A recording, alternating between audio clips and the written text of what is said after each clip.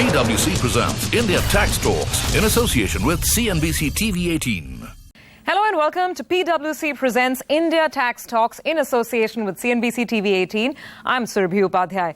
Finance Minister Nirmala Sitharaman will present the full year budget for the year ending March 2020 on the 5th of July. It will be the first budget of Prime Minister Narendra Modi's second term in office. That's Modi 2.0. So what are India Inc.'s expectations from the budget this time around? Should we expect to see any significant tax changes? Should we expect any significant policy announcements? Well, to take this conversation forward, I have with me 5 experts in the studio right here. Prabal Banerjee, Group Finance Director at the Bajaj Group. Ramesh Swaminathan, Head Corporate Center at L&T. Jogendra Sethi, CFO at VIP Industries. Nilesh Talati, CFO at Pepperfry. And Frank D'Souza, Partner and Leader, Corporate and International Tax at PWC India. Gentlemen, thank you so much for joining in. So I want to start by getting your first quick 30-second thoughts on whether you are expecting anything significant on the 5th of July. Why don't you start first? We are expecting actually there should be some moderation in the income tax rate because other countries are reducing the rate for their investment. So India should not lag behind in that case. In case of India, basically we have tax rates basically which are around 34.6%, and then there is a DDT of around 20%, so which effective rate comes on the corporates itself more than 40%. While as compared to basically when we see the USA, which has reduced the rate already from 35 to 21%. And if you see the BRICS countries, there's the countries like Russia having 20% rate, and South Africa around 28%, and in case of Brazil, it is roughly around 34%. So as a country, I think we should take, because if you want an investment in the, and this will also encourage the local industries also to do more investment, so which will drive the more employment generation, which will increase the investment opportunities, and the overall economy will get a good boost in this case.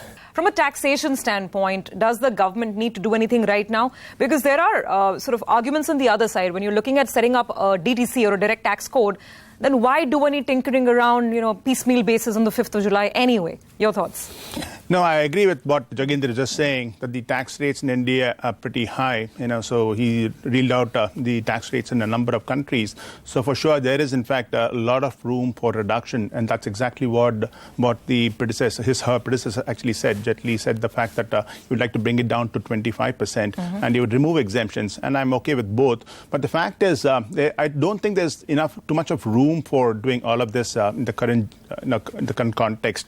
If you look at the engines of the economy, nearly every engine is really down. If you look at exports, it's kind of slowing down. If you look at consumption, it's been slowing down, both durables and non-durables. Investments are down. Government spending, that's the only way they actually brought down the fiscal deficit to about 3.4% by actually reducing it in the fourth quarter.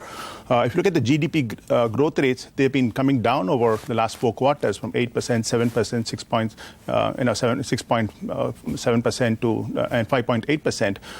And we do expect the first half year to be in fact lower, perhaps to be around the 6.7%, perhaps going up to 7.2% in the second half of the year. So I do think that Nirmala Sitharaman's hands are really tied. It's not going to be easy at all. Absolutely. Mr. Banerjee, so opening thoughts, because the question is whether you give up a little bit on fiscal prudence right now to provide that stimulus that perhaps the economy does need. Your thoughts? You see, while there is minor tweaking is always welcome, I do not think the government has the headroom for doing very major changes in the tax structure, although part of it will be needed, particularly whether it is DDT reduction or rationalization of the tax rate itself because of existence of surcharge as well as the cess. The question that remains, whether it is corporate tax or individual tax, I think the important thing that is essential for our country today is to boost up the investment in infrastructure as well as in non-infrastructure sector. For that, whatever is the taxation review has to be done, and I do expect some amount of tweaking will happen in the tax rate, but I do not see or expect any major change in the tax rate for the simple reason that is the only source of income for the government as of today, and they should actually garner that resource and put that back in the spending of infrastructure, and other related issues. Nilesh, your thoughts on whether, from a tax point of view, you think this is the time to do something big? With the sort of mandate that this government has, I think there are two areas I would think that this government should focus on. One is to boost demand in the economy. There is all headline numbers coming our way, which is saying that this is now the time to put something right, otherwise we'll get into bigger problems. And therefore, this is now the time to act and get demand going right in the economy. The other sector that I would rightly want the government to focus on is the sector that I come from. India is a $45 billion e-commerce market. The potential is to become a $500 billion e-commerce market. This is a very exciting industry, and there are specific requirements of this industry. We are leapfrogging the entire world in what's happening in e-commerce, and I think this is again the time for the government to be doing something about it. But Frank, you don't really envy the finance minister's position, do you? I mean, you have a paltry sum of funds, and then there's every sector crying out for tax reduction. It's a tough balancing act for the lady, I'm sure. No, it clearly is. And I agree that she has very limited room in terms of how she can maneuver in respect of either giving further exemptions or reducing the rates. I think in my mind, it is more important if she lays out a roadmap in terms of what she will achieve or seek to achieve over the next 4-5 years, just like Jaitley did in his tenure. And I think that provides certainty and builds up appropriate expectation in the market in terms of where this is moving. And she has to be candid about what the challenges are, what needs to fall into place for that to happen. But at least when that is done, okay, I think it provides a direction. Everyone knows that our tax rate is going to go down to 25%, which is good. Something along the lines that Mr. Banerjee said, that do we really need to have surcharge? It was introduced only on exceptional. It's supposed to be introduced only for exceptional situations. Do we really need to have cess? Do we really need to have such a high DDT? How are we going to deal with MAT when you have things like ICDS, which is in there? You have new accounting standards which are coming in. So there is so much of change which is taking place that people are actually struggling to keep pace with the compliances which are being thrust upon them. So if she lays out a roadmap of where this is going to go, in my mind, that is a good budget. Her room for making too much changes is something which will be tough. I want to get this panel's view on two contentious taxes. They're very sort of, touchy even from a capital market standpoint. One is the capital gains tax and the second is the dividend distribution tax. And both have been big bugbears now for a while. So let's see what could be the way forward. At least what's the India Inc.'s sort of, proposed way forward. Jogendra, your thoughts? I mean, dividends are right now taxed at two levels, company level and also the individual level if the amount crosses 10 lakh rupees. If you were to suggest a regime tweak or change, what would that change be? Yeah, because in this case, because there is a corporate with a profit on which already the corporate tax is applied. And then subsequently for the distribution stage, then again there is a dividend distribution tax is applied. And as you rightly mentioned, actually, then last year it was introduced Section 115 BBDA. Basically under that, individuals and firms basically have to pay another 10% of if they exceed the dividend of more than 10 lakhs. So this actually totally discourage that entire process of investment also, because when we are looking for that, not only that bigger people, the general public should also start investing in the market, so which will give the growth perspective. So if basically we keep up putting so many layer of taxes on the same profit which is generated by the profit, then it discourages that entire system. Let me get in, Frank. Frank, this level of dividend taxation, what we have here in India, is it in conformity with the global norms? Not really. Not to the extent that we have, and especially not to the extent of having the double taxation in certain cases now from the previous year, even on the individuals' firms and firms in terms of the dividend income that they receive. If we just step back and think in terms of why DDT was introduced in the first place, the government was struggling to actually collect taxes from the people who were receiving and earning dividend, because the compliance regime at that point of time or compliance was pretty low. Now, we have shifted that needle quite significantly, right? Compliance is more robust. It is easy for them to go after people who earn income. There is data which is available to them. So if you really step back and think about it, is that the rationale in terms of why that tax was introduced or converted to a dividend distribution tax no longer exists. And if that is the case, then isn't it time for it to go? And it took a life of its own, right? It started off at 7.5% and is at 20%. So the question is, and in my mind, it is nothing but a corporate tax. It just increases the tax burden on the company, increases the tax burden on the investors. It in fact goes and harms the small taxpayers because their take home is reducing because of the fact that there's a DDT which is getting paid. So, and given the fact that we have such strong compliance now, our ability to monitor compliance, if there is none, it's time to actually move back to the old regime of taxing dividends in the hands of the recipient.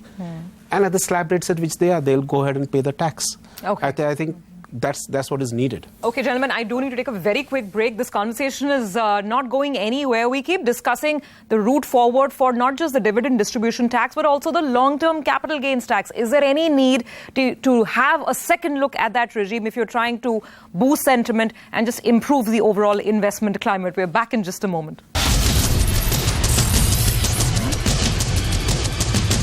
PWC presents India Tax Talks in association with CNBC TV 18.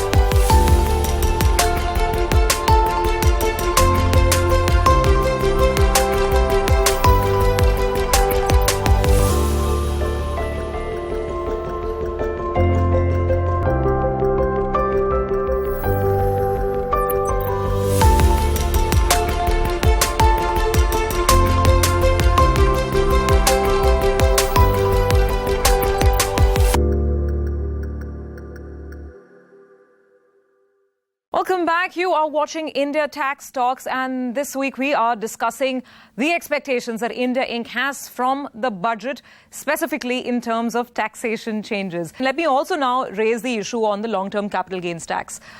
We are at 10% right now after being in a nil tax regime for so long. There are those who would say that, it's time to maybe look at a partial rollback and, the sentiment is not right in the equity market, capital investment is not picking up. But does LTCG really have anything to do with it? One should look at the total quantum of monies that you're able to garner from, in fact, the LTCG. And I suspect it is not as high as one imagined it to be. It's more an inconvenience tax, and it works against sentiments also. To that extent, perhaps it would be appropriate to take it away from, in fact, the taxation regime itself. But having said that, there are a lot of governments across the world where long-term capital gains are indeed taxed. So there's some case. But having said that, I would rather move with sympathy in order to bring it down. That's my first point. But having said that, one should also look at a host of other measures. For example, even minimum alternate tax itself. It's a question of timing, as far as I'm concerned. Is that something which is necessary for this for the country? Nilesh, any thoughts on some of these major tax changes or reductions that obviously different sections are looking out for? Tax on capital gains. I sort of sympathize with the point of view of saying it's all over the world, and therefore a small amount of tax there, in my view, is not conflicting with how people have got used to this level of taxation. The bit that I'll connect here is around ESOP.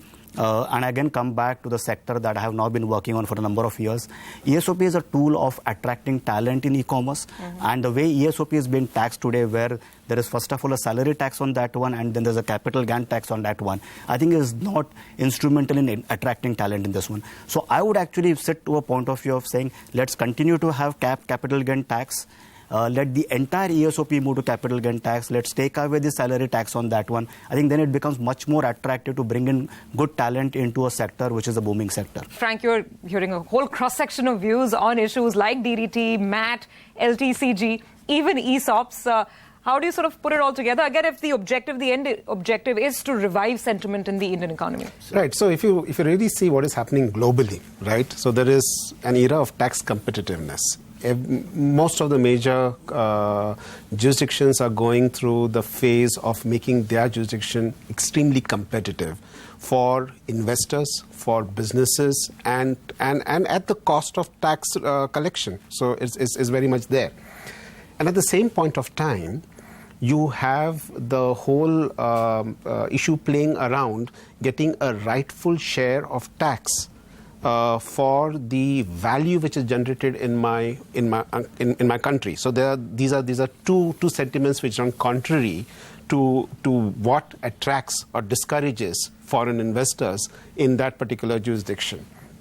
We have to take a call. We have to take a call in terms of what is it that we need. Are we in need of capital? Are we in need of investment? Do we need that boosted? And therefore, if you look at, for example, what China did, right? After US came up with this changes towards tax regimes, discouraged investment overseas, bring all the money back into the US, China went ahead and said that for all the profits that you reinvest in China, you'll be exempt from dividend distribution.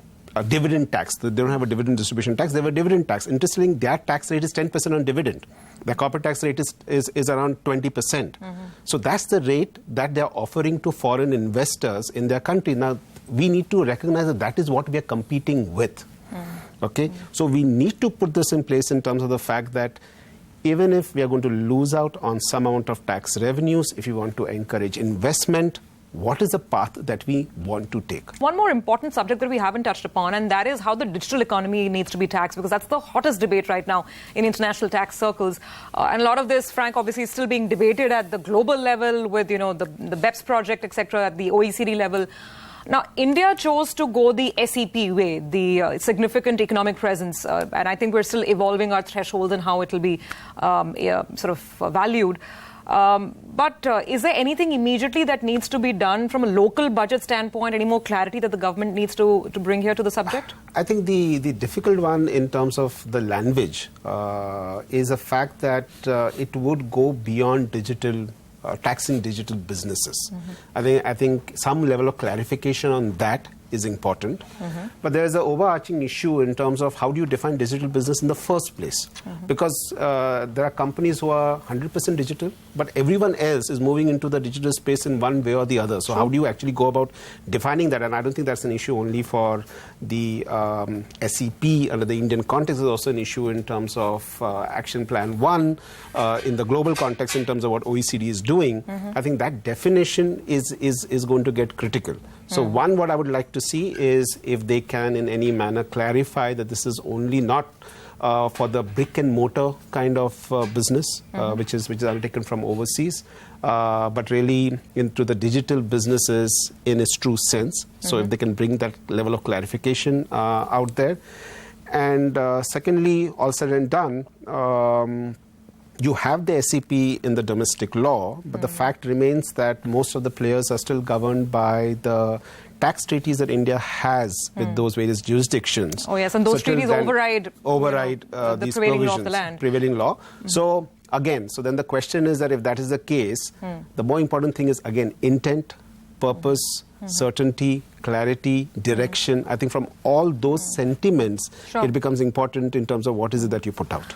Now, I'm going to leave everyone with a simple question. If the finance minister were to allow you one tax tweak, one tax rate cut, you can pick your tax, whether it's corporate, MAT, DDT. If you were to change that framework around to the best possible manner, Joginder, starting with you, what are the changes that you would make?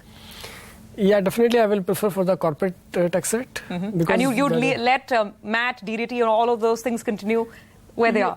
Yeah, even though basically MAT is not the correct tax because it was originally to tax the companies which were having certain benefits and incentives, so they were there. So ultimately which should go in the longer term. But yeah, but I will prefer actually to start with the corporate tax. Cut the corporate tax rate. Simple enough. Ramesh, same. You can tweak one of these 4-5 taxes. I would actually address it slightly differently. It's not a question of just tax rates. I would look at, in fact, the factors of growth, which would be essentially land, labor, capital, and the organization itself. And how do you actually make sure these are much more productive? So they're working on, in fact, the land reforms. They're working on labor reforms. They're working on, in fact, better employability of people and all of that. And all of this, as coming together, would make our capital a lot more productive. So how do you actually improve the productivity quotient of this country? And that, I think, would be very, very, very important. And if the FM in some ways is able to address that, a lot of problems could be solved. Because the fact of the matter is tax rates should go down, but that will happen only if the revenues are pretty buoyant. Sure. If, as a percentage of GDP, it goes up. And that will be possible only if India is a lot more productive as an economy. Mr. Banerjee, what's your recipe? I will tell you very clearly, I am not in favor of asking for tax rate cuts from our Honorable Finance Minister.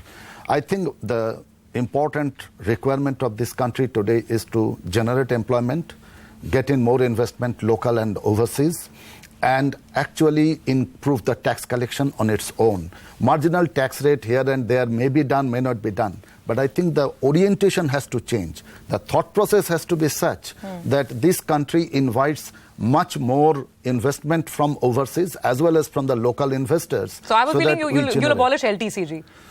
You would have abolished LTCG. I would have abolished LTCG in any case, because that is what will bring up the sentiment, the investment, and a lot of employment generation. I will tell you why I say this, because that is the root cause of all the problem. The moment you actually invest and generate employment, then what happens is that there's a lot of disposable income that comes into as investment, and that investment actually comes into the tax collection in some way or the other. And the government's revenue will automatically go up, and that will take care of everything else automatically. Okay, fair enough. Nilesh, if you were to make a tax change? So I think my focus would actually be on where the money gets allocated. And I think there are 3 areas where I think the money should get allocated. I think the entire internet industry needs a big boost, and that's where I think the fund should get allocated. I think our payments really suck still, and that's an area of opportunity for the government. And I sit squarely in the area of saying, let's do more for logistics, let's do more for infrastructure. So there is going to be a pot of money. She will have to be a magician to find more money, but I'm demanding on where it gets allocated. I'm passing the magician's hat now to Frank. So I think philosophically, if she can do away with the whole concept of surcharge and cess. And keep it simple, keep a rate which is understandable, don't have these add-ons which are coming in. You talk about base rate of 25, but you then take it to 30, you talk about base rate of 30, you take it to 35. If you can, get rid of that over a period of time and get it to a rate that, we can all see that this is really what it is. I think that to make financial media's life also simpler. There are no pluses anywhere. That's right. 25% is 25%. 25%. All right, gentlemen, some very, very interesting thoughts thrown up in this panel. Thank you very much for your time and for all the inputs provided. Let's see, we are in very interesting times, and I'm sure that the Finance Minister will consider a lot of these options, and we will see what the final outcome is on the 5th of July. Many thanks for joining in, and thank you for watching. PWC presents India Tax Talks in association with CNBC TV 18.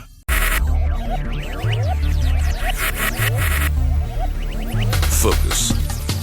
Ideate. Innovate. Enable.